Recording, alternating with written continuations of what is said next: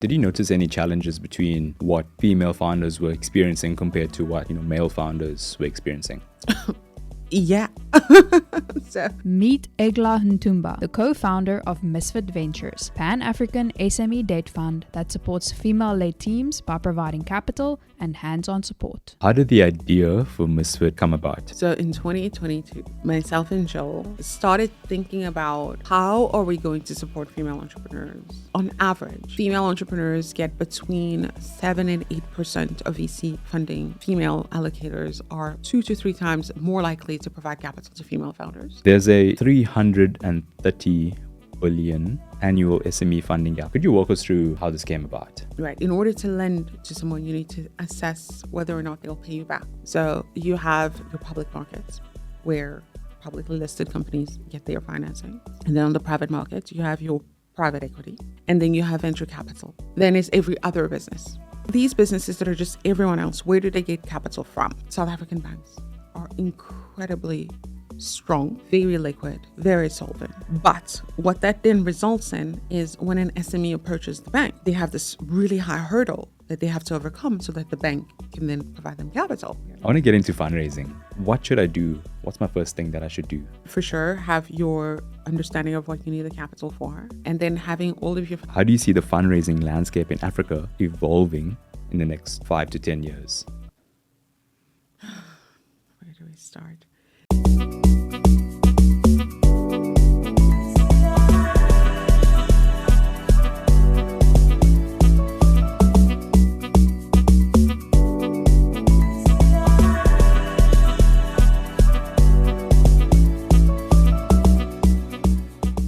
Egla, what's your answer to people asking you, what do you do?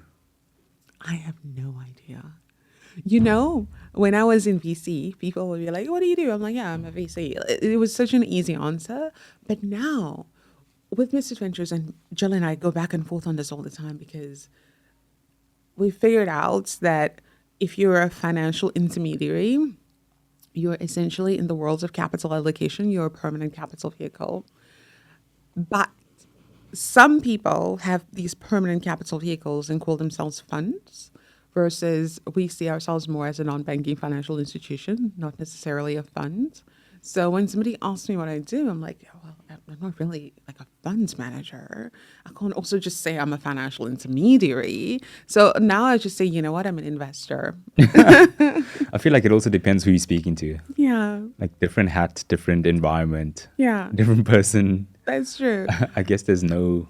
I mean, you can have like a 30-second standard pitch, but yeah, that becomes a bit boring. And it does, but also, even when I say I'm an investor, I don't just say I'm an investor full stop. I have to explain it a little bit. I'm like, no, I'm an investor. I invest in small businesses, and I try to paint the whole picture for people so they can be like, oh, okay, that's the kind of investor you are. That's the kind of business that's interesting to you. Because usually the question that follows is then, oh, but what kind of business do you invest in? Then I can unpack it a little bit to give them a little bit more context. But otherwise, I have no idea what my job title is. do you ever think about the identity part? And the context of this question is, so people often say they identify with what they do to the point in which, that becomes like your default when you're introducing yourself, when you're speaking to people, because you become that thing that you are doing. Do you ever struggle with that? Oh, yesterday I met one of Jill's friends and he asked me, what do you do for money? And then he explained why he asked it like that. He said, normally people do something for money and then there are things that they are passionate about. And then his next question is, what do you do not for money, but that you really enjoy? And when I had to answer that, my initial question was, I guess I'm doing MsFiTs for money, but not really. So, of course, we want to make money. But, and coming back to your question about identity, since I was really young, I knew that I wanted to support female entrepreneurs. So nobody in my life was surprised when I came and said, I'm going to basically burn everything I've done so far and go down this really weird journey and start MisFiT Ventures. Nobody was surprised. So that has always been part of my identity because they all knew that this is what I needed to do in my life to have the meaning that I want. So I don't know that it's that the work has become my identity as much as it was always who I am, and then I'm just doing what I was supposed to be doing. So when you were younger, did you want to be an entrepreneur that supports women in some shape or form? Like, what did you see supporting women as? Like, what was that kind of medium? I had no idea. So I mean, I remember I had a conversation with my mom, and she was explaining to me all the jobs in the world, what people do for money. And she explained what bank managers do now. This was pre the global financial crisis. Okay, so being a bank manager was so cool. So I was like, yeah, I want to be a bank manager because I want to manage money. People who manage money seem important. So from when I was young, I knew that I wanted to be somebody who was managing money, but I didn't know that I wanted to be an entrepreneur. I didn't know what direction it was going to take, but I knew I wanted to support women entrepreneurs because I had witnessed, I'm from DRC originally. I don't know if you've ever been to DRC, but it's a very entrepreneurial country. If you've been to Lagos, it's that energy that you get from Lagos, that's the energy you get from Kinshasa, which is our capital city. A lot of entrepreneurs, everyone has a hustle, everybody's doing something. It's a very dynamic city. So I saw these female entrepreneurs, my mom being one of them, who had been running these businesses or able to put the kids through school, pay for their livelihood and all these things, but aren't standing up these industry defining businesses. And that was always weird to me. And that's the thing that I wanted to solve for. I was wondering, why are these businesses not changing these families' lives in a big, meaningful way besides just sending the kids to school? What else needs to be done? So that was my starting point in why I wanted to solve for this question. And I didn't know back then that it was an access to capital challenge. And even today, I don't know that it's 100% just an access to capital problem. But that's why I wanted to be closer to the money, I guess. Now thinking about it retrospectively. It almost seems as if it was, entrepreneurship for survival as opposed to entrepreneurship for thriving and enhancing your lifestyle, attaining financial freedom, whatever that may look like from a thriving point of view. On the other side of it, from, your parents' point of view, were you supported in all your endeavors growing up? Not my first one. What was your first one? My first goal in life was to become president. That was a very small and attainable, dare I say, goal. But my dad decided that no, actually, you can't be a president because politicians lie. So that was my first time. I was like, okay, fine. But that made sense to me because, I grew up Christian. I'm Christian. So that aligns to our values. So I thought, okay, fine. I can't be in a career where I have to lie all the time. That makes sense. And then I went into I want to be a bank manager kind of stage of life. So I guess in that sense, jokingly, I wasn't supported. But otherwise, I've always been a strong academic. I guess these are the things that are celebrated growing up, or that were celebrated in our family and really in a typical Congolese household. So strong academic. I always had very clear vision of, I'm going to be in the finance space and I'm going to sort of go in that direction. So I didn't have any dreams or aspirations that were weird, or not weird, but like that would make my parents uncomfortable.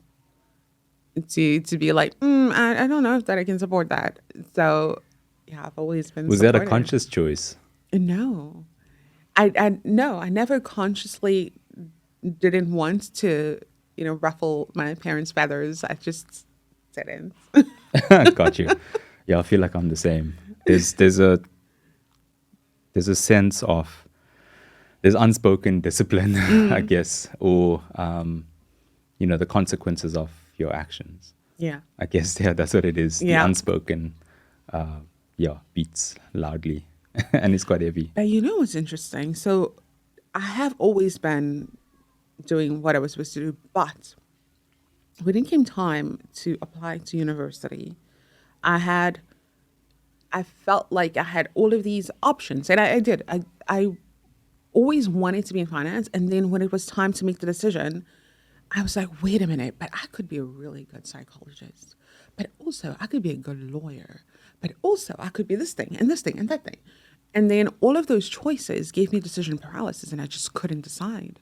I couldn't decide what I wanted to do. So actually, at that point, I remember I had a conversation with my mom, and I said, I have no idea what I want to do. I want to take a year and just recenter.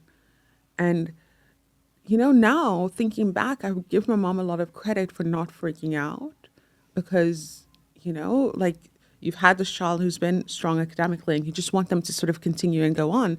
But then I had this total panic and I just froze in that moment. And she was like, yeah, okay. Just really, really supportive. And, was like, fine, take the year, think about it, figure it out, then continue. And now thinking back, I don't know if I had been a parent, I would have been so cool about it. I think I would have freaked out a little bit. I think maybe she freaked out a little bit, but she didn't let it show. Yeah, did you thank her for that? No, I don't think I have. I think I'm gonna have to to give her a call after Let's this call her and right be now. like, and be like, Mom, I'm thankful, thank you. What did you study? What's your background? So BCom Finance, honors in investment management. Now I have to really think about it. MBA. Yeah, that's all I studied. And, fast forward a bit in your journey, you started working for, a company, and then you went on to Newtown Partners. What was your role at Newtown Partners? Senior investment analyst. And how many deals were you a part of? Oh, I can't remember. A few, not too many, a few. So by the time I joined Newtown Partners, there was a little bit of a transition period. So we had raised $20 million from Imperial Logistics to run the corporate venture capital fund. And then by the time I joined, most of that was deployed. And then it was also the time where conversations were already happening, I think, between Imperial and DP World, who then acquired Imperial. So there was a little bit of a period where there wasn't too much sort of active investment going on. So I supported the team that was already there and doing the deals, but I can't remember how many deals, maybe 3 or 4. So most of my focus was on post-investment support, where I was supporting 10 startups across supply chain, logistics, and healthcare in the US, in Europe, and then some on the continent. Post-investment support, what were some of the challenges that they faced? So many, how to get ready for the next fundraising round, especially after after the sort of 2021, 2022 high, where people were being more, or venture capitalists were being more, well, actually going back to discipline. Maybe let's put it that way. So some of the entrepreneurs who hadn't met certain, granular unit economics milestones were experiencing some challenges. And how do we repackage the story to go back to market? That was definitely a big one. Some of the other challenges that the entrepreneurs faced, the whole venture capital thing is you raise the current round and then you stay in momentum towards the next round. And then you stay in momentum. So it's, yeah. Yeah, it seems like you're always raising. Yeah. And you kind of have to be, right? Because, and that's what I always try to get entrepreneurs to understand. When you're going down the VC path, you can't just say, although now it's a bit different because now people are saying, I'm doing seed strapping, where you raise a seed round and then you don't raise again. You really just go for profitability, which I think is a great thing, actually. But when you're raising venture capital, all your early investors want to know that a next, like a later stage venture capital firm is going to come in, the valuation is going to be ticking up and up and up so that they can have those marks in their books. So if you're not able to sort of consistently be raising and getting them those marks. Of course, don't the investor feels some type of way, but also for yourself, because these are not profitable businesses, you need to have that runway to be able to operate, right? And the venture capital funding is really operating capital that you're getting so that you can operate and invest in your technology and keep going, right? But so if you're not generating profits, you need to keep getting money in. It's a vicious cycle. Yep. I feel like Yep. yeah, to be a founder that's driving that company, I think that it's probably one of the most challenging jobs that you can have. But also on the Yeah. other side, it's also, depending on what you're doing, the most rewarding. Because I mean, why would you be putting yourself through that if there's Yeah. no sort of fulfilling feeling? I mean, you think you can empathize with the entrepreneur, because you're sort of going through the journey with them, or at least it feels like you're going through the journey with them because you're giving them feedback, you're having these meetings with them, you're helping them prep the materials for them to go and pitch in some cases, or even refining the strategy with them and things like that, right? But then when they go and pitch in there in that meeting, you're not with them. You get the feedback and everything, but you're not with them. And that's a lesson I'm learning now, because now being the one that's sitting across from the investor and pitching what we're doing at MisFiT Ventures and trying to get their buy-in and, trying to read the body language and the nonverbal cues and all these things, it's a completely different thing. I didn't have this understanding when I was just sort of supporting the entrepreneur and walking them through it.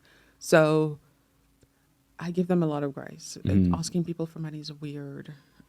And did you notice any challenges between what female founders were experiencing compared to what male founders were experiencing? Yeah. So I know the one entrepreneur that we had, two of them, two women entrepreneurs out of Egypt.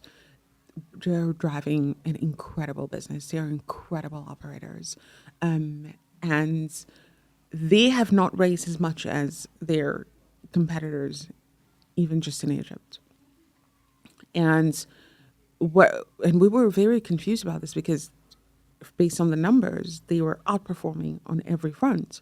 So to see entrepreneurs like that not being able to raise as much was definitely something off-putting. But also we did get feedback, or they got feedback, that one of the investors they were speaking to had made a comment that actually they didn't like these two entrepreneurs because they didn't look like what this investor, I guess, would have hoped that they physically presented as. And this investor, I guess this was one of the things that put them off. That was insane to me when I heard this feedback, because what? I mean, they are incredible operators. They are doing the job. They are growing the revenue, even in US dollar terms. And I don't know how familiar you are with the Egyptian pound, but a couple of quarters ago, the currency took a beating, massive beating. So not a couple of quarters ago, but I think it was last year or the year before. But, to be able to consistently grow US dollar revenue, within that environment, and to be consistently performing. And for them to have that performance reduced to, you don't look the way that I would hope for you to look, that is completely shocking and disappointing. So these kinds of realities, unfortunately, are things that female entrepreneurs have to deal with. How do you support, in that specific case, how do you support the founders through that type of rejection? It's very weird. Because also my initial gut reaction is, ew, we don't deal with people who think that way. But also, it's just, first of all, to create the space for the entrepreneur to feel how they're feeling. Because sometimes maybe I'm like really put off by it, but maybe for them, they're not that put off, or someday. So first of all, to just create the space to understand, how are you dealing with this? How did this read for you? Were you as offended as I am? Okay, now that we've established that, how do I support you in how you're feeling? Because sometimes also you hear these kinds of comments and it makes you really energized to go and do something to change it or whatever. So really understanding how did the entrepreneur take it, and what can I do to be with you in that moment? So really, a lot of it is actually before that incident, because you have to have built the relationship where they can actually come to you and say, "This happened, and it's really weird, right?" You really have to work on your insecurities, right? And the reason why I say this is because if someone is constantly telling you that I don't like your blue hair, and they keep on telling you that, you're going to be like, what? I don't have blue hair, right? It doesn't affect you because you know it's not true. But to get to that point, it's a lot of internal work. It's a lot of self-reflection. It's a lot of, backing yourself, building the confidence, self-belief, all of those things. So that when you step into the room, you're stepping into your power. And even if someone says, I don't like your face, you're like, well, That's okay. that's your problem. Yeah. That's not mine. But it doesn't make the comment any, it doesn't justify. I think if you're trying to build your self-esteem, maybe being a founder is not the right avenue to take. No, because you get rejected from so many sides. Customers will say, no, I don't like your product, or your competitor is better, whatever. Investors are saying no all the time. So it just seems like just so much reinforced, rejection that you have to deal with. That you're right. When you keep on getting that no, I mean, you can only be bulletproof to a certain extent. Like, some of it starts to get through, and then some of it starts to sit with you, and you think, wait, is that true? Am I maybe not good enough?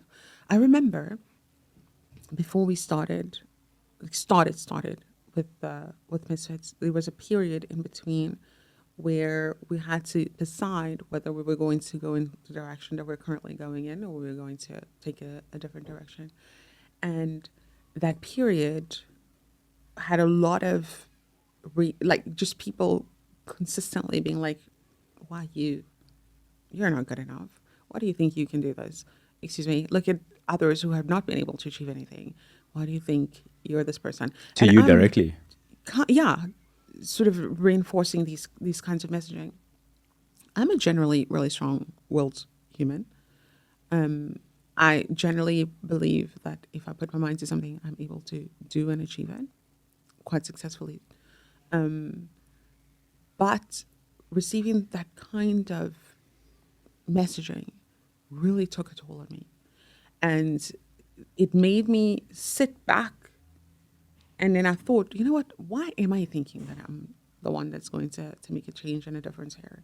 SMEs don't get financing. Like, who do I think I am trying to change this landscape at all? And it actually took me having a couple of sessions with a coach where she sat with me and was like, wait a minute. I see you're in a very dark space here. What's going on? And I explained to her everything that was going on.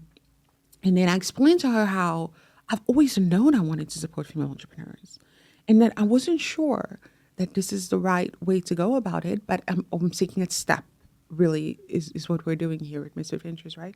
It's taking a step. And then she was like, you know what? It sounds like you have alignment in your head, in your heart, in your gut. So, just go and just do it. And then I really needed that in that moment, because that gave me a lot of clarity again. And I was like, wait, yes, I do have alignment. So I am going to take this chance. Yeah, hearing you describe that story, you just need that one person to say, it sounds like you have alignment. Just go for it. Mm-hmm. And I feel like this is another big point about the support system around that person that's trying to do something really big. Mm-hmm. If you don't have it, perhaps at home, family, friends, then mutual support is so key.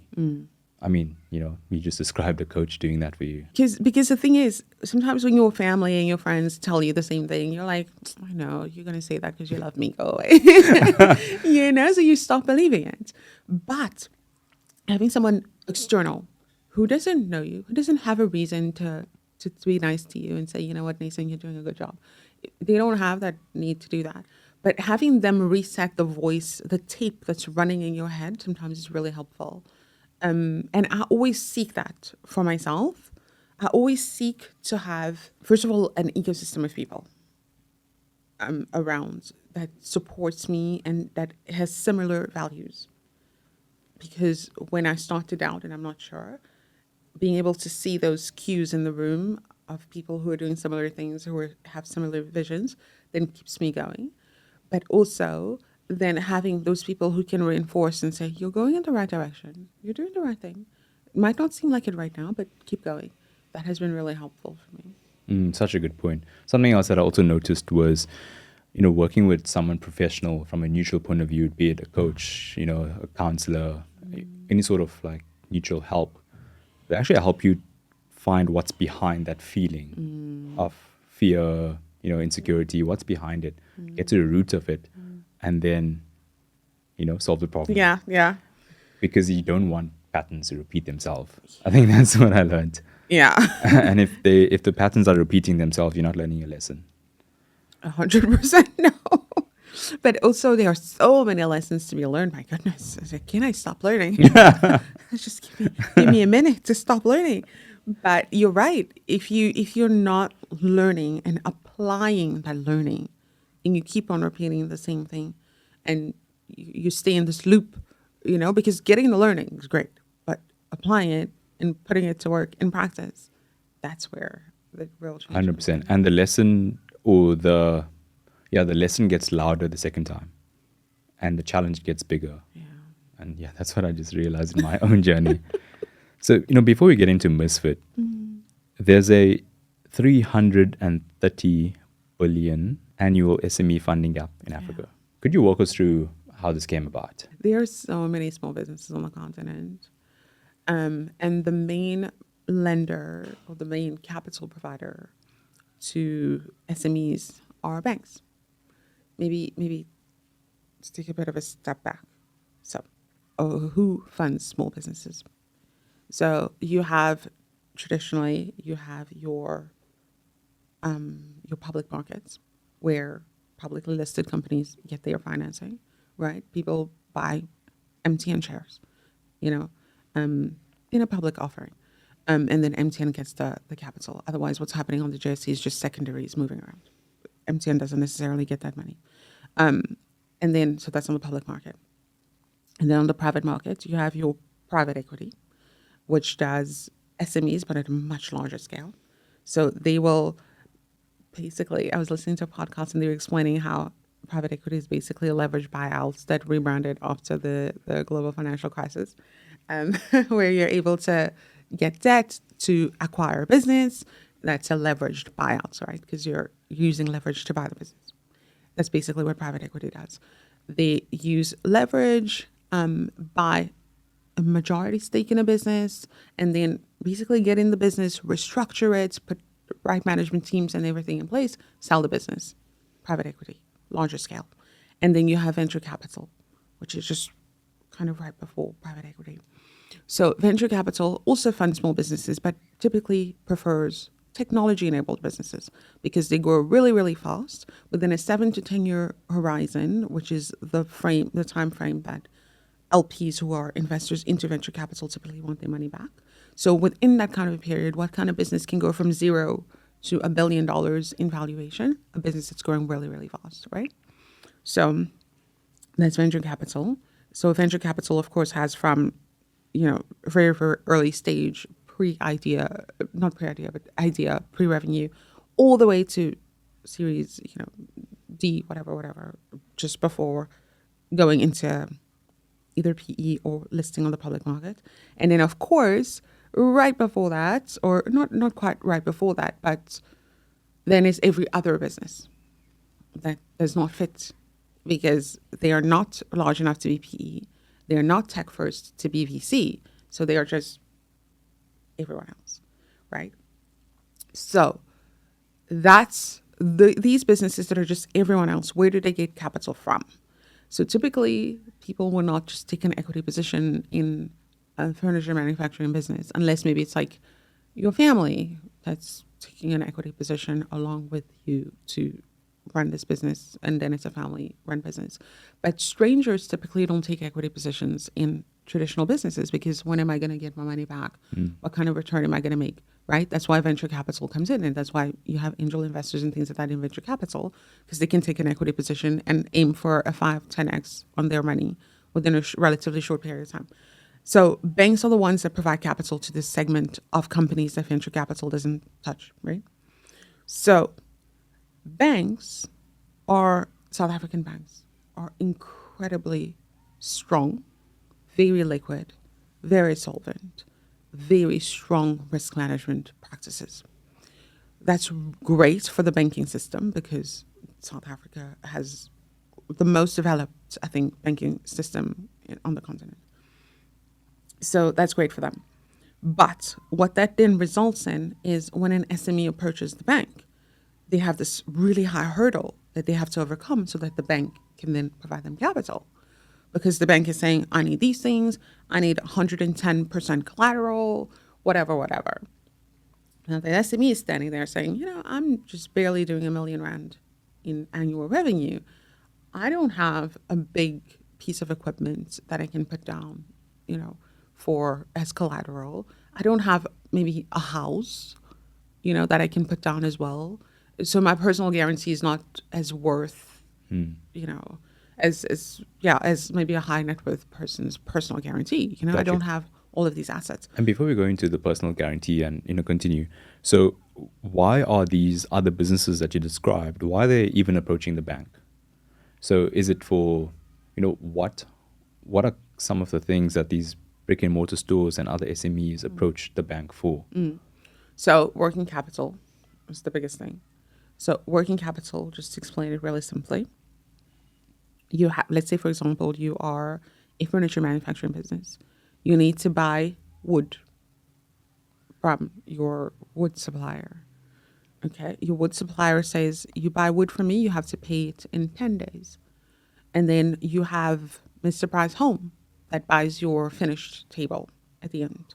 Mr. Price Home says, yeah, I'll pay you in 60 days. So you have revenue coming, but it's coming in 60 days. Your bill for the wood to make the table to give to Mr. Price is coming in 10 days. That gap, that's the working capital gap that you have, right?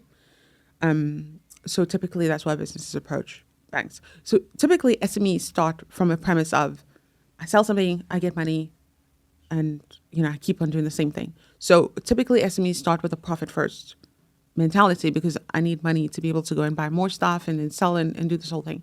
So typically they are profitable. So, but they do need to have that working capital covered because then I need someone to give me some kind of money to buy more wood so I can then supply to Mr. Price Home in this example I've just described. The other one is to be able to buy equipment. If I don't have a big piece of equipment that cuts the wood in the right size that I need it, I'm not going to just, what am I going to do? So you need financing for that.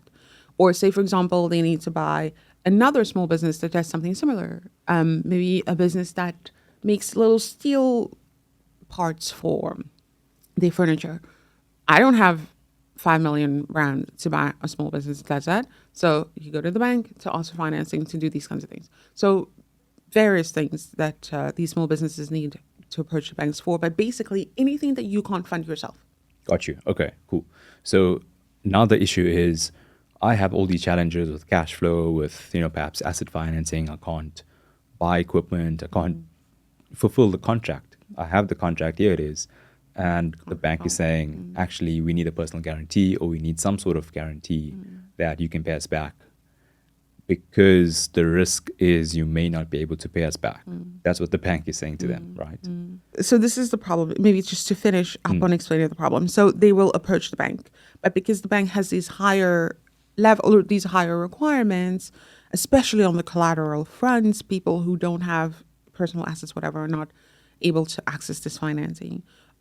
So then typically it would leave maybe a fintech that is doing, working unsecured lending, like merchant capital, retail capital, all of these ones, Lula Lend, whatever, who are able to provide them with that unsecured lending. But then, of course, that comes at a higher price than what you would get from the bank.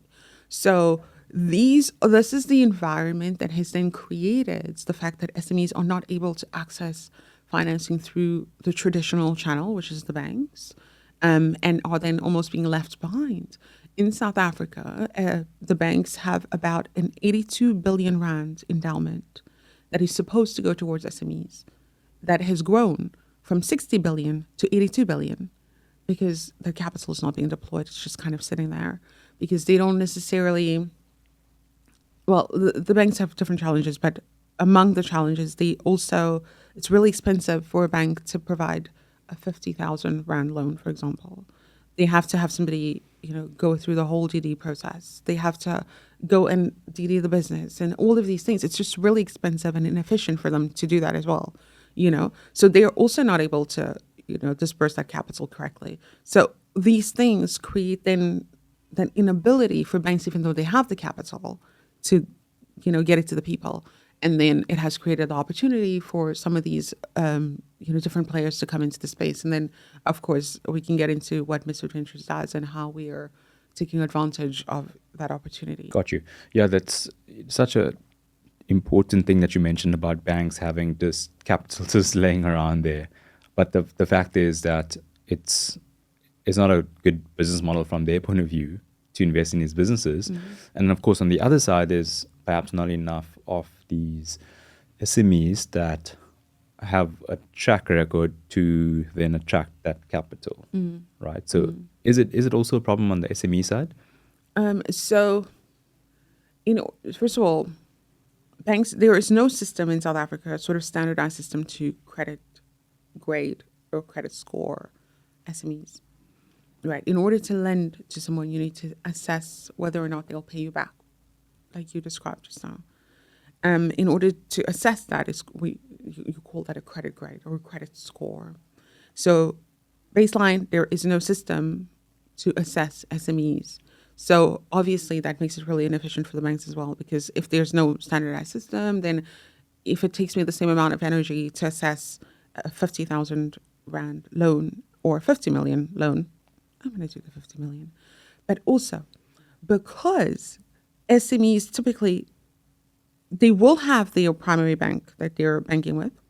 Sometimes, SMEs do a bit of creative accounting. Maybe, they don't want to, and this is not all of them.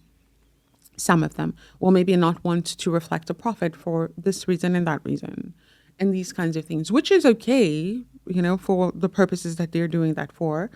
But then that means when the bank needs to assess you, it's just looking like, what's going on here? Now I need to unpack these financials. I need to make it make sense and all of these things. But also, some SMEs will have had a long-standing relationship with a primary bank where the bank can see the transactions come in, but still those SMEs struggle to access financing from the bank. I mean, one of the entrepreneurs we're talking to, she's had a relationship with her primary bank for over 10 years, but still, the bank is saying, yeah, I can give you a loan in your personal capacity because there are frameworks to assess personal credit risk, but on the business, not so much. So she's able to get a personal loan and then put it through the business, but not a business loan. Yeah, but that's so expensive. Yeah, it is very, very expensive. So, yeah, that's what's happening there. Got you. Yeah. So how did the idea for MisFiT come about? Now you described this entire problem, but I know that you told me, before we started recording, you guys were ideating the idea for a couple of months. So walk me through that journey. So in 2022, myself and Joel started thinking about how are we going to support female entrepreneurs? I mean, I'm sure you know the numbers, but on average, female entrepreneurs get between 7 and 8% of VC funding on the continent, right? Last year, even worse, 2% of VC funding went to female entrepreneurs. That was like $48 million versus $2 billion that went to male teams, right? So terrible statistics. So we wanted to just, first of all, provide access to capital to female entrepreneurs. And that's the first thing we wanted to solve. So in 2022, we started thinking, but how do we do that?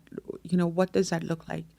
And then as we started thinking more about it, we realized that, first of all, you do need a female capital allocator. So it doesn't just, or rather, we didn't want it to just be another, maybe a male team taking on a gender lens strategy. We felt that we wanted a female team to take on a gender strategy. So then we were like, okay, so it has to be us. So that was the first point that we realized, okay, it definitely has to be us. And then we figured out that in venture capital or venture capital has very good PR. Now, we were both in VC. So, I'm allowed to say this. VC has raised about $15 billion since basically the dawn of VC in Africa, which seems like a lot of money. But in the world, in the global, on the global scale of venture capital, it's like nothing, Is that stat just in Africa? Yes, $15 billion just in Africa. So, but of that $15 billion, only that $15 billion has gone to 3,242 deals. This is the latest numbers from Partech and Africa as well, I think. Of that $15 billion, 47% has gone to 28 SMEs. Of that almost $8 billion, half of that, about 4, has gone to about 6 SMEs. Not SMEs, sorry, startups, right? So back to the point I was making about VC having good PR. A lot of money has come in, but it's gone to a very few number of deals, right? Which is good because that's the VC model. You find the fast-growing ones that are disrupting the market. You put a lot of money into them. You make sure that they become that unicorn. If they flame out along the way, it is what it is, but some of them will make it through. But what that means is that based on the numbers, the 245 million small businesses on the continent, if venture capital is only doing about 3,000 deals in almost 10 years, more than 10 years, that means we need a different mechanism to get money to businesses, not just these 3,000 that are, the bright and shiny ones. So that's where we decided, wait a minute, we don't want to just go into the business of just everyone supporting these 3,000 businesses. We want to support all of this long tail of businesses that are adding to GDP, creating jobs, that are providing, changes to the communities, and things like that. Female allocators are 2 to 3 times more likely to provide capital to female founders. So that's why it had to be us. And then it had to be a focus not on the tech-enabled first businesses. It had to be on these other more traditional businesses that are, profitable first. But then also, because of how long it takes for capital to be returned to LPs. So the typical venture fund life is about 10 plus 1+1. So about 12 years, kind of, to get capital back to LPs. But that's in an environment where it kind of works. But even in the US, they are starting to talk 15-year funds. So if that's the case, and in the US, they're looking at 15-year funds, if assuming all things are equal, even if it takes 15 years to get capital back to LPs in Africa, the stakes are different for us because everyone thinks Africa is so risky and I'm going to come here and lose all of my money and I just don't understand what's going on here. So because the stakes are higher, even if we also did 15 years, people are already antsy and weird about it. So because of this and this dynamic, we didn't want to do an equity instrument. We wanted to do a self-liquidating instrument. So this is the thinking that got us there. And that just means debt. Yeah. You give loans and you get your money back with interest. Yeah. We wanted to provide facilities where we didn't have to wait for an IPO. We didn't have to wait for a secondary sale or something like that. We wanted to be able to provide you something, you pay us back or whatever. We're done. Money's, is out. We're good. Was it challenging to make that initial jump from perhaps the stability of a day job to then running your own fund, essentially? Oh, no. Yes and no. In retrospect, yes, but actually no. So this is what happened. We had been looking at this since 2022. At the end of 2023, July set, and we were like, we have been talking about this. Your co-founder. My co-founder. We've been talking about this for a year and a half. We have not done a single thing except write down a few things. Like, we need to do something. So we put down little goals for ourselves and we say, these are the things we want to achieve in 2024 so that we can actually get moving, right? And then, so we had known that something needed to happen. And then in 2024, at the beginning of the year, 2X Ignite opened up their second Africa cohort for their GP Accelerator program, which is focused on providing capital to emerging female fund managers to get them either to first close or to final close, so to accelerate you over a 6-month period. So we applied, just almost being like, you know what, we have this checklist of things we need to do. So because we need to create these documents as per the checklist, and let's just create them and apply for this thing anyway, right? And then we applied for the program. And the whole time we were talking about, like, what exactly are we doing? We're not really sure. Let's just see what happens. We went through the program. And then the first 3 months of the program are inward looking, where you have to come up with your own, you have to refine your strategy. You have to go to market and speak to other GPs. You have to speak to actually some of your potential investee companies. You have to speak to LPs to find out what is the appetite for what you're trying to do and map it out. So we did this for a 3-month period. And then the next 3 months is go out and actually fundraise, right? So as we were going through this process, so there was a lot of, realization that, okay, we actually need to get started, but also this is going to be taking a lot more time. And this is really what we want to do. So, it's starting to compete with any other interests that we have.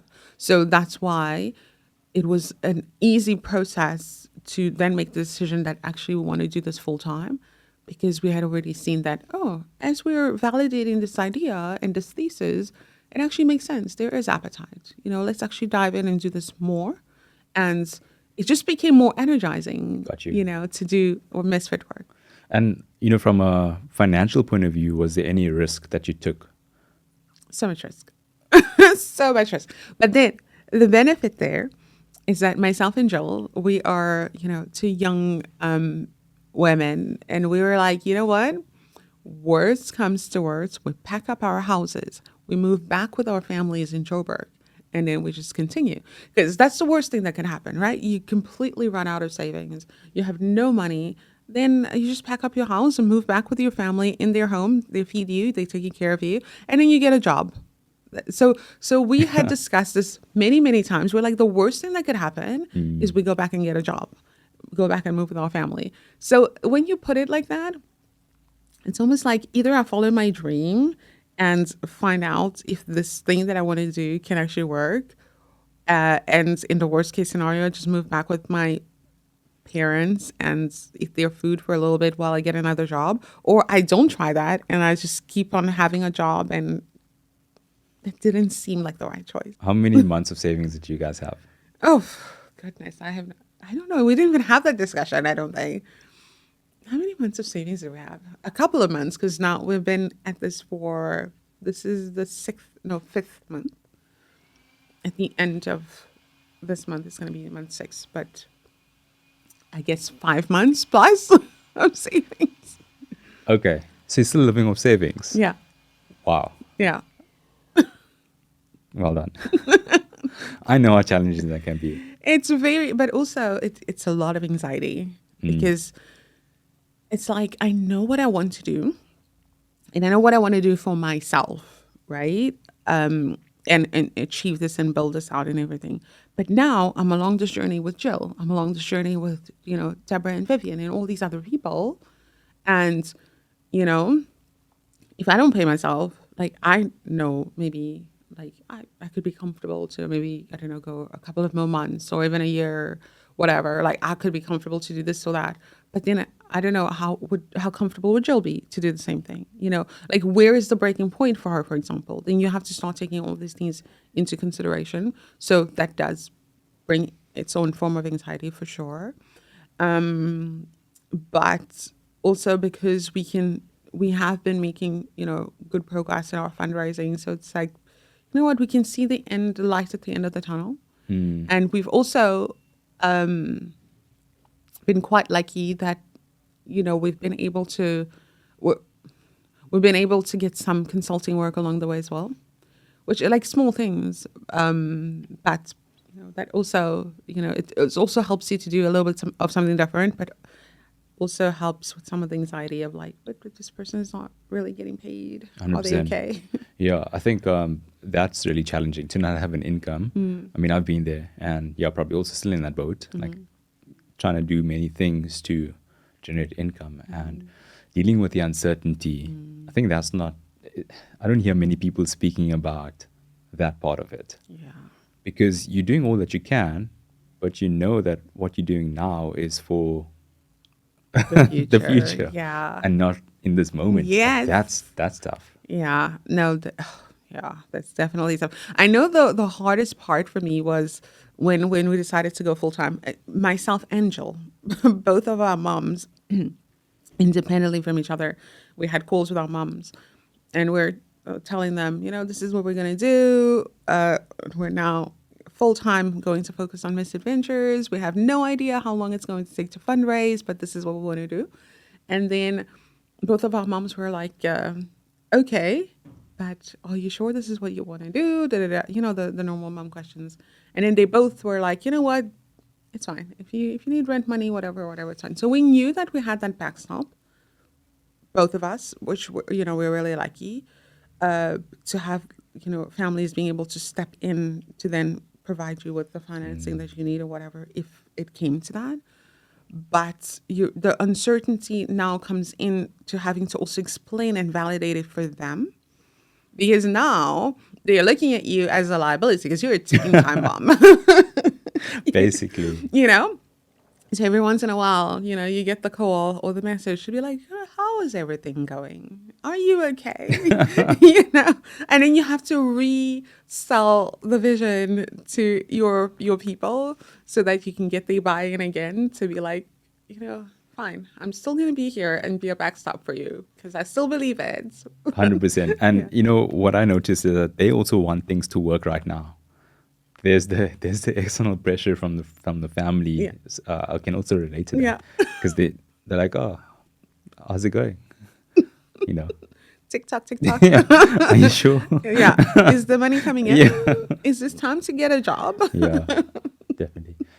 From the money that you actually raise, how much of that is allocated to operational costs? Okay. So overall, of the 100 million we're raising, 10 million is going towards OPEX.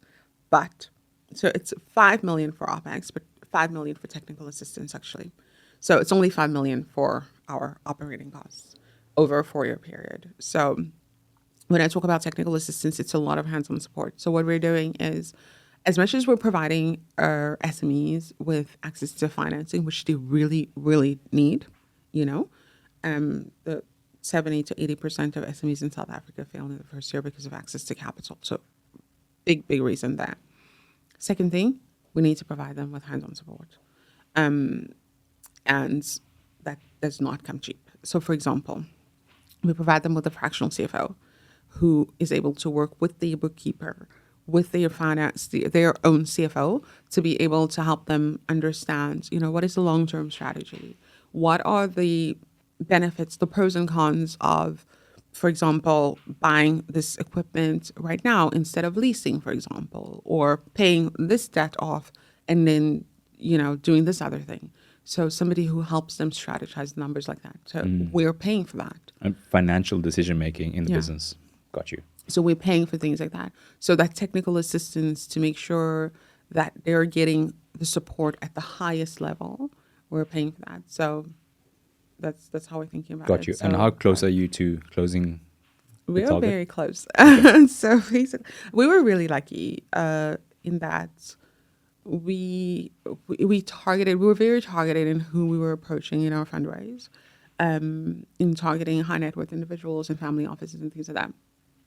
And some, of course, didn't or don't understand the need for SMEs financing. I guess you don't understand unless you've had that experience yourself, or if you've done some research into it. But some people just don't get it. Some people do. And then we got a South African institution who also just got it. And this particular institution was actually very willing to sort of be the only one of our investors. He didn't have any requirements for any co-investors or anything like that. And they were so happy and elated that we had already secured capital from other investors. So they are going to be anchoring our raise. We're currently going through due diligence with them. And by June, we aim to have raised 100 million. Wow. Yeah. Congrats. Thank you. Yeah, then you can call your mom. Yeah, I can be like, I told you.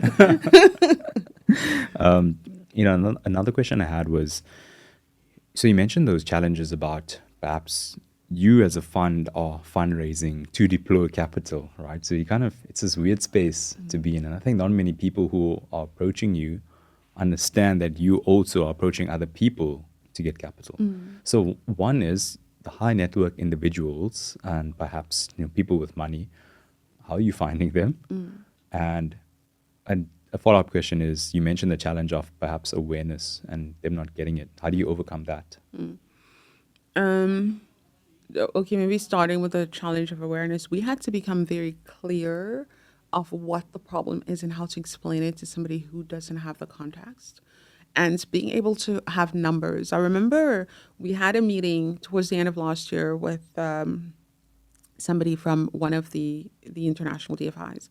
And he's basically leading their credit strategy, their investments into credit funds. And we were sort of telling the story and telling the numbers as we do, because we had to become versed in the numbers and what are the statistics and how many businesses are there, blah, blah, blah, blah. And then we're having the conversation with him and he pauses and he's like, do you guys just have these numbers sitting on top of your heads? It just rolls off the tongue. And we were like, yeah, we had to do a lot of research into this. So having the research to be able to point to and say, I know for a fact that based on these numbers, this is what's happening on the continent, that has really helped bring people on side. Because just telling the story of one entrepreneur in this particular area who is good, but when you then back it with numbers, then it gives people pause. One of the LPs that we are currently speaking to, a high net worth individual, has never invested in a debt strategy or anything similar to what we're doing. And he was actually a family friend, basically Jill's family friends, kind of. So he met with us just because, I was told to come meet with you, so I'm coming to meet with you. And then we started explaining to him, the whole thing and putting the numbers on the table and everything. And then he went back and did his own research. And then he came back to us and he said, girls, when I walked into that first meeting, I was ready to just, I had already crossed your name off the list. I was just coming to meet because I was asked to come and meet with you. But then you told me all these really interesting numbers. I went and did my research. You're right. This is a huge problem. There's a huge market here that needs to be addressed. And then he actually came back and said, you know what, instead of just doing an LP ticket, why don't I give you a little bit of money, more money to take an equity stake in the business? And then we're like, oh, wait, hold on. hold on. So, sometimes you are able to start with somebody who has no context, doesn't understand. And then when you give them the number and the repeated, story and the reports that you've written or whatever, and they're able to then go and validate it for themselves, that has been such a game changer we've seen. And then you ask, where have these angel investors and people come from?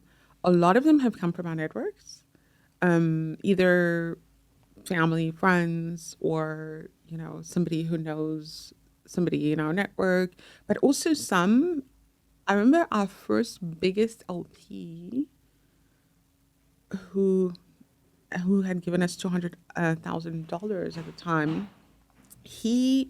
We had met him Jill did a panel at one of the conferences. I think it was the Africa Tech Festival. She did a panel, and then while she was on the panel explaining our strategy and what we're doing, he messaged us on LinkedIn. Now I was sitting in the panel, in the audience, like a proud mom, taking videos of Jill and pictures of her. And then I got a message on LinkedIn, and this gentleman said, I'm sitting in the audience, I'm listening to Jill speak. I think you guys are doing something really cool. Can we meet while I'm in town? So this was an American gentleman. We go to have coffee with him, explain the numbers again, and tell the whole story. And he's like, yeah, I get it. Okay, cool. And then that was basically that. So, these kinds of things. Yeah, so many lessons in that. I think the first thing is being very well researched in your field. And then the second thing is attaching a story to the numbers and the facts to make it interesting. And really speaking about the pain points. Like that's what I'm hearing from what you guys did. And, actually getting people to believe what you believe. I feel like how do you do that is if you truly believe in that thing that you're selling. Yeah. I mean, that's sales 101, right? Yeah. I don't think I'll be able to sell something that I don't believe in. Some people can't do that. Yeah, but it comes across as inauthentic. Definitely. And one of the biggest things that people have always told us is that just whenever we start talking about MisFiT and the work we're doing, the passion that we have for this really shines through. And you're right, because we have the numbers and we have the stories, and just our natural passion for wanting to change the space comes across. I remember when we did our interview for 2X, so it was like not a panel interview, but there were two interviewers who were interviewing us for the accelerator program, the GP Sprint. And then myself and Jill had to pitch. This is the first time we've ever had to pitch anything for MisFiT Ventures. So we were pitching our strategy and telling them the whole thing. It was like a half-hour call. And we were supposed to do a pitch, and then they would ask questions, and then, we'd have a discussion, and then they would go off and debate whether or not we were a fit. And then we got in there, and we did a whole pitch. We were like, yeah, whatever.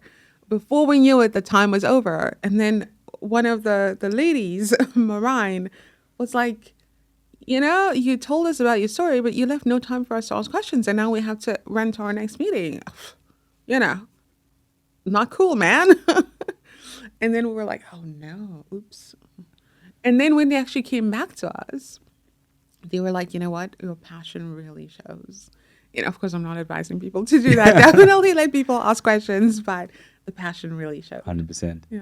Yeah, you made me think about something, which is people will never remember all the facts, but they'll always remember how you made them feel. Yep. Yeah. So what emotion are you invoking? Do you want to invoke for that person to take action and focus on that? I think that's what I learned, and that's a really good it's one. been working so far. Yeah. That's a really good I want to get into fundraising. Ooh. So what's step one for someone that's running an SME that decides that they need to now get some capital in their business for whatever reason, cash flow, asset finance, whatever it may be? What should I do? What's my first thing that I should do? First of all, understand what you need the capital for. Sometimes you get people who are like, oh, I need some capital. What do you need it for? And they're like, oh, well, I could do this, but I could do this, but I could do this other thing. I'm like, no. You come with a concrete, ask that you need the capital for, because you don't just take, especially debt, you don't just take debt for, good vibes. You have a reason, and it's going to generate extra cash flow. That's why you take the debt. So for that, for sure, have your understanding of what you need the capital for, and how you're going to repay it. I have an understanding of your business enough to be able to understand that. The other thing, map out who are the capital providers in your ecosystem. Say, for example, you need working capital. Like, who are the people providing the working capital, and what kinds of things are interesting to you? Say, for example, you are a tech-enabled SME that has raised some grants and equity funding, so you're not yet profitable, for example, but you do need working capital financing. So then, do you go to a traditional lender that wants to see profitability, or do you target revenue-based finance people? You should target revenue finance people. right? So understanding the landscape, first of all, understanding what kind of capital you need and who you are, and then mapping out who can provide you that capital. If it's revenue-based lending, go to those people. If it's just a traditional loan, whatever, go to the right people. And then having all of your financials ready, because obviously that's what we're going to ask for. We want to see the numbers, end of story. Like, we love your story, but we want to see the numbers, So those are probably the most important things. And, common mistakes that they make, is it not having their documents in place? Is it approaching the wrong people for the funding that they require? What are some common mistakes that you notice? A lot of the people that come to us sometimes are, the people that come to us are very clear on what they want the financing for, which I'm really grateful for that. But also a lot of people sometimes come to us and are like, no, but I have this technology business platform idea and I want equity financing. And I'm like, but did you read anything that we've put out in the world where we said we don't do equity at all? So that's obviously the universe of people that are completely wrong. But the people who do come to us usually understand what they need the financing for. The place where we usually have an issue is the numbers.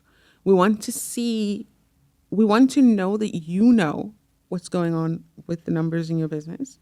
When I ask you a question about what is in this particular line item, I don't want you to be like, oh, well, So that really gives me like my antennas are going up. I'm wondering, is something else going on here or whatever.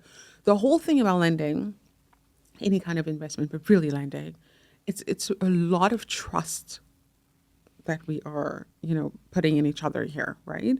And the way that we're approaching it as well. It's a very relationship-based approach where I'm trusting that you're, doing what you're saying you're going to do, that you're going to pay me back and everything. Because we can sign a document. You can, give me whatever, personal guarantee and everything. And then turn around and do something completely weird and dodgy, right? Like, these things happen.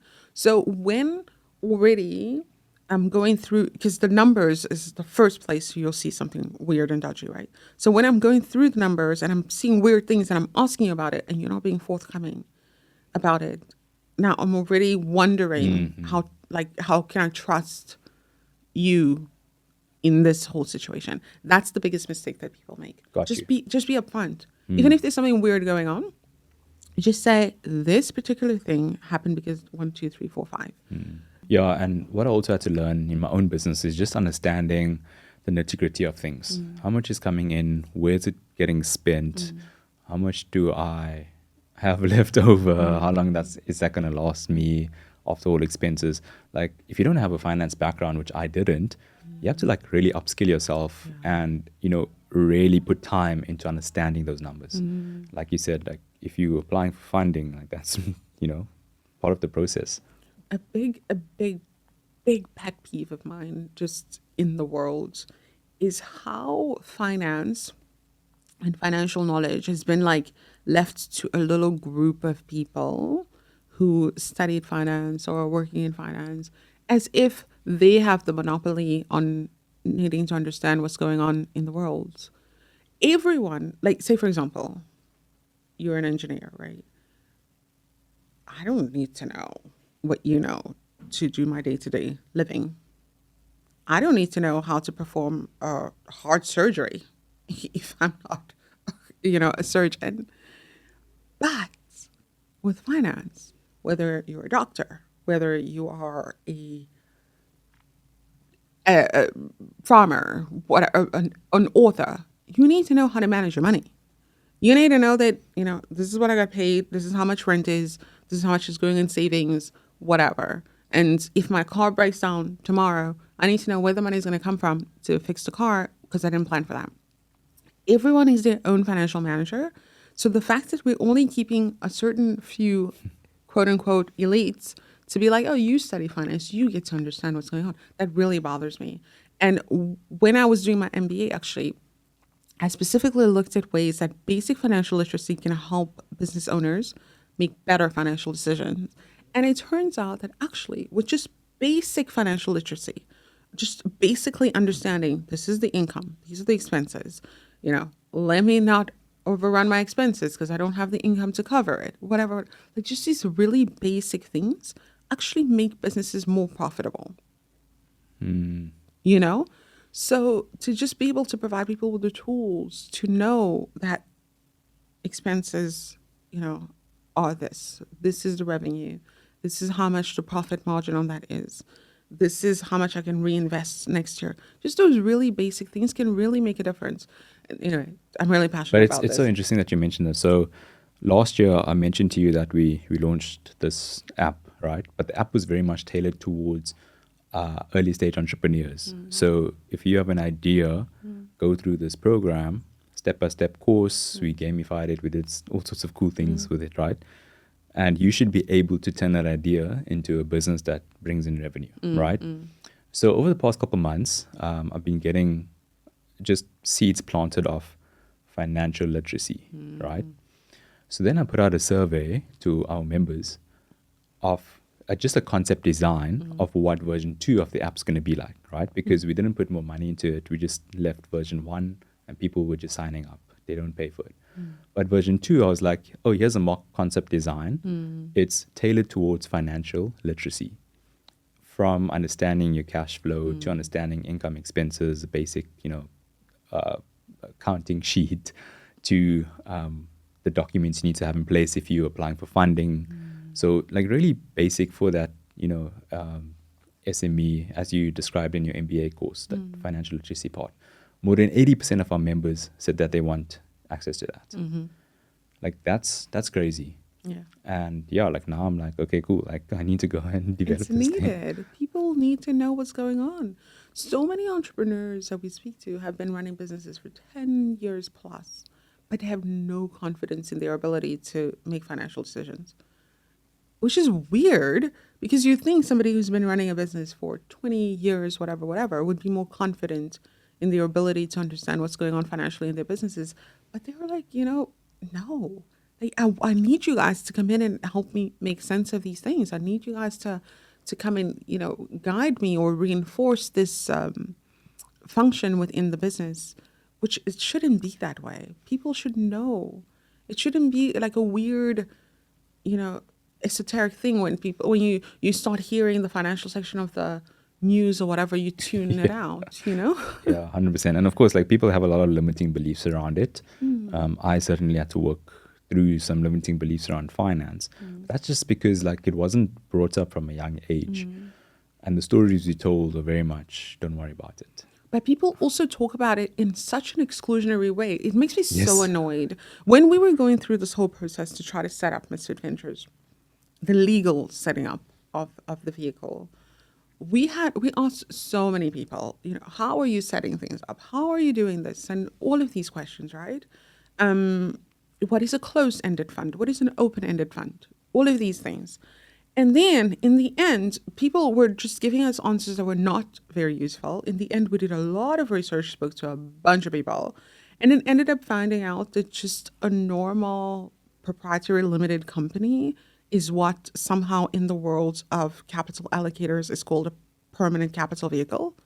And I'm like, why couldn't you just start with that? Why not just tell me that if you have a company that's a non-banking financial institution, you're basically a permanent capital vehicle? Like, why are you making it so weird and using these weird words and languages to almost exclude people who don't understand? So my biggest thing with financial literacy is always, let's remove the weird language around it. Let's make it accessible, right? Let's just use very plain language. Let's explain very plainly what is a tariff. Let's explain very plainly, what is an interest rate? How does it work? What is a credit score?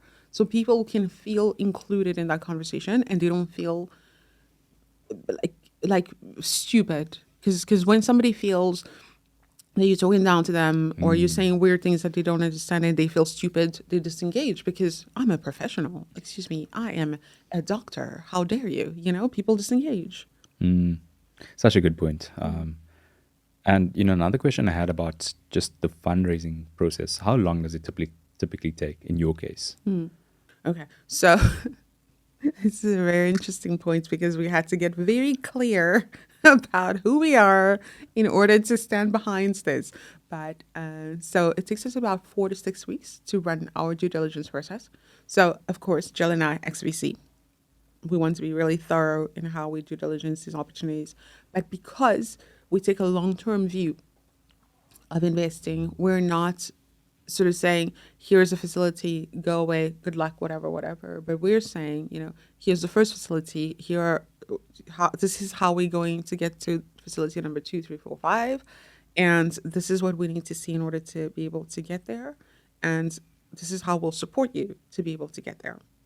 So we're starting with these SMEs, some at like 100,000 rands, and we'll go up to 9 million rands with some of them. So in order for you to then unlock this extra capital and reach 9 million rand that you're sort of moving in a year or so, a lot of things need to be in place and a lot of things need to happen in order to unlock that. So being able to make sure within the due diligence process that we have most of the answers to any questions we will have down the road, especially, with regards to finance and how you manage money and how stable are your contracts and, how are the contracts growing with your customers and things like that. Being able to have those answers, it takes time. But then once we have those answers, we're able to be that trusted partner with you that says, okay, now, this client that you already know has come back to double the order. Can you provide me with the financing? Then we're able to do that quite quickly. Yeah. Got you. Okay.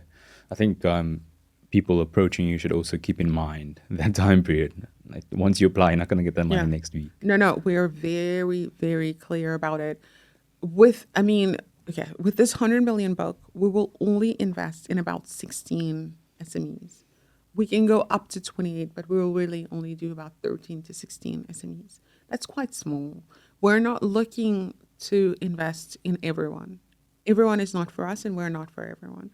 There are some entrepreneurs that want, a facility in 24 hours and then just use that and move on with their lives. That's great. And there are capital providers that do that. And, those capital providers will be more attractive. We're not, here to rubber stamp a loan and just be like, quickly put as many through as possible. That's not what we're trying to do. We're trying to have really good few companies that are, with us along the way or that allow us to be with them along their journey, that can then take that capital and do the various things that they need. So, it's a very specific offering for a very specific kind of entrepreneur. 100%. Egla, this has been amazing.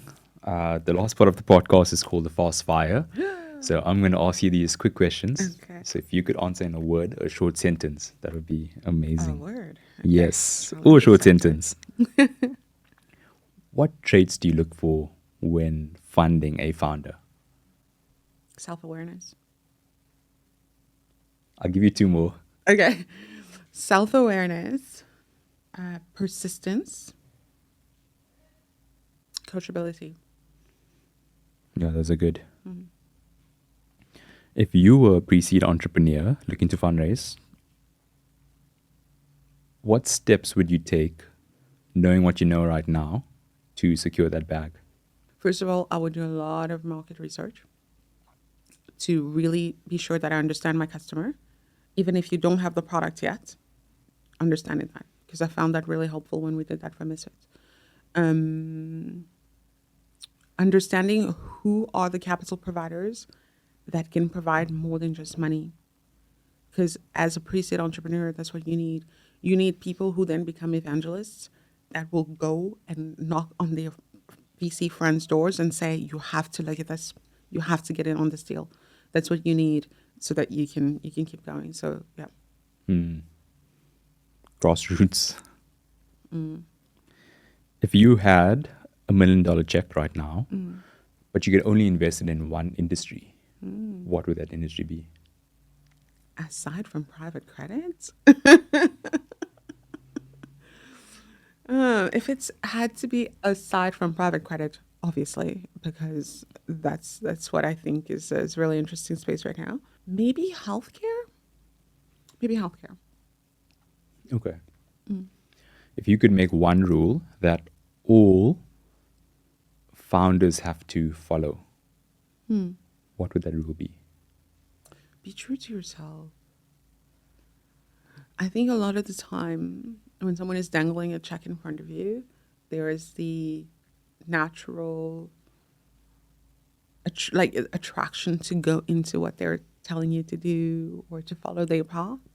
But if you really, of course, be coachable, but if you really believe that the path you're taking is the right one, be true to that and stay there. Yeah, that's such good advice. Reminds me of an experience I had in the past couple of weeks with an individual who did exactly that. But I'll tell you more about that off camera. How do you see the fundraising landscape in Africa evolving in the next 5 to 10 years?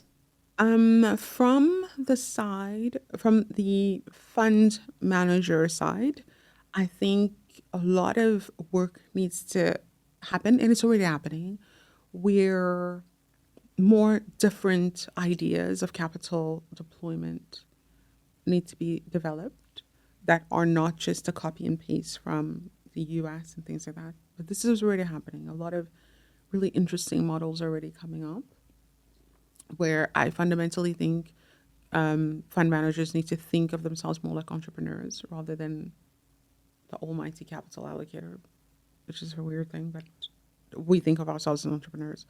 From the founder perspective, what is changing is a lot of founders have come close to the VC machine and realize how difficult it is to raise or how all-consuming it can be to take VC money. So a lot of founders are now talking about, do I need to take this capital? What am I going to use it for?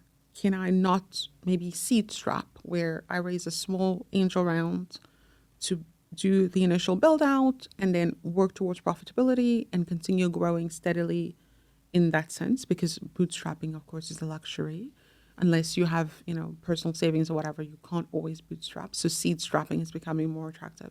So I think definitely in the next 5 years, you're going to see a lot of these things where founders are really questioning, what is the value of this capital besides it just being money? So a lot of that is going to be happening. Yeah, that's a good point. I think we've also glamorized fundraising as opposed to perhaps looking at companies that are profitable, making real impact. I'm not saying those companies that raise funds are not. There's a reason why they get the capital. Yeah. But, more light should be shed on the ones that have, made it to the other side. I think that's, something that I'm also trying to do. Yeah. But Egla, thank you. This was super insightful. Thank you for being very transparent. I learned a lot about your inner world and the makings of MisFiT. So thank you for sharing that with us, and thank you for the impact that you're making and helping all these founders and solving a real big challenge. So yeah, thank you. Thanks for having me. This has been fun.